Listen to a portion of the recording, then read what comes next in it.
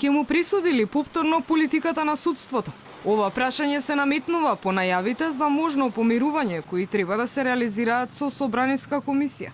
Се погласни се најавите дека комисијата треба да обезбеди слобода за обвинетите пратеници кои гласаа за уставни измени. Се правили со ова удар од законодавната и извршната врз судската власт. Премиерот Заев уверува дека не е така. Немаме намера да се мешаме во судските правосудните органи генерално.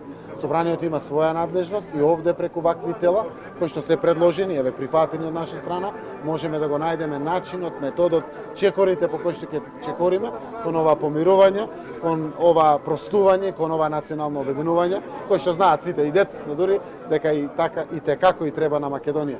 Стручната фила смета дека судовите треба да си ја работат работата, но не гледаат простор за маневрирање доколку собранието изгласа амнестија.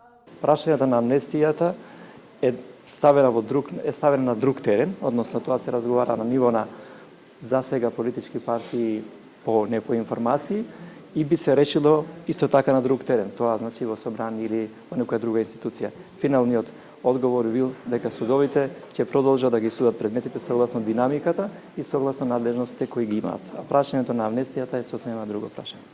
Не би било прв пат ако се изгласа милост од законодавниот дом. Досега повеќе пати собранието амнестирало обвинети и осудени лица.